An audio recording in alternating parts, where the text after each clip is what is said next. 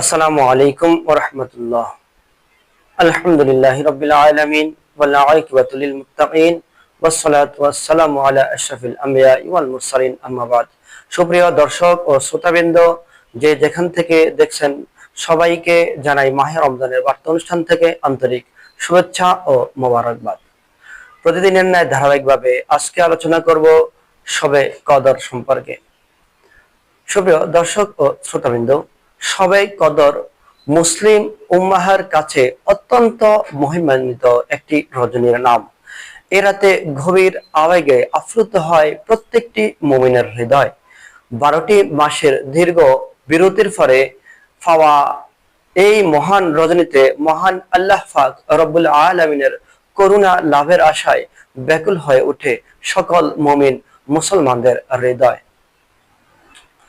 সুপ্রিয় দর্শক ও শ্রোতাবৃন্দ, ভারতীয় উপমহাদেশে মুসলিম সমাজে শবে কদর নামটি অধিক প্রসিদ্ধ হলেও এর আসল বা কোরআনুল কারীমের পরিভাষায় এর নাম হলো লাইলাতুল কদর। শবে কদর শব্দটি ফার্সি ভাষা থেকে আগত, আরবি লাইলাতুল কদর। লাইলাতুল আর ফার্সি শব্দ দুইটির অর্থই রাত, আর কদর শব্দের আধুনিক অর্থ হলো মহান, মর্যাদা, নির্ধারণ করা ইত্যাদি। এই রাতটির ইবাদতের ফজিলত সীমাহীন এবং এ রাতে মহান আল্লাহ রাব্বুল আলামিন সৃষ্টিকুলের আগামী 1 বছরের ভাগ্য লিপি চূড়ান্ত করে ফেরেশতাদের হাতে অর্পণ করেন বলে এই রাতটির নামকরণ করা হয়েছে লাইলাতুল কদর। এখন আসুন আমরা জেনে নেই শবে কদর কোন রাত। এই সম্পর্কে উলামায়ে কেরামদের মধ্যে কিছুটা মত পার্থক্য রয়েছে। উলামায়ে কেরামগণ এর মত হলো মাহে রমজানের শেষ 10 দিনের যে কোনো বেজর রাতে শবে কদর হতে পারে। সহিহ বুখারী শরীফ 2017 নং, সহিহ মুসলিম শরীফ 1167, ইবনে মাজাহ শরীফ 1766, সুনানে আবু দাউদ 1381, মুসনাদে আহমদ শরীফ 25690 নং হাদিসে পাকের মধ্যে প্রিয় নবীজি সাল্লাল্লাহু আলাইহি ওয়াসাল্লাম ইরশাদ করেন, তোমরা রমজান মাসের শেষ 10 দিন লাইলাতুল কদর তালাশ করো। মাহে রমজানের শেষ 10 দিন বেজর রাতগুলো হলো 21, 23, 25, 27 এবং 29তম রাত। মনে রাখতে হবে, আরবিতে দিনের আগে রাত গণনা করা হয়।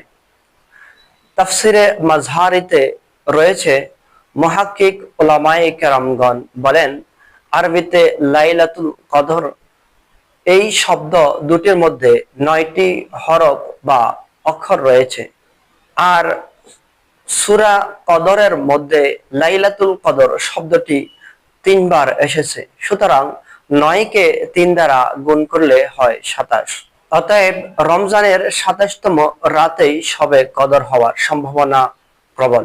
জামি তিরমিজি 3513 নম্বর হাদিস শরীফ, সুনানি ইবনে মাজাহ 3850, as-সুনানুল কুবরা 7665, মুসনাদে আহমদ 25384, বাইহাকি শুআবুল ঈমান 3426 নং হাদিসে পাকের মধ্যে বর্ণিত রয়েছে, আম্মাজান হযরত আয়েশা সিদ্দিকা রাদিয়াল্লাহু তাআলা আনহা হতে বর্ণিত, তিনি বলেন, তিনি রাসূলুল্লাহ সাল্লাল্লাহু তাআলা আলাইহি ওয়াসাল্লামকে জিজ্ঞাসা করলেন, ইয়া রাসূলুল্লাহ ওয়া ইয়া হাবিবাল্লাহ, শবে কদর কোন রাত সেটা যদি আমি বুঝতে পারি তাহলে আমি তাতে কি দোয়া পাঠ করব বা আমি কিভাবে আল্লাহ রাব্বুল আলামিনের নিকট দোয়া করব?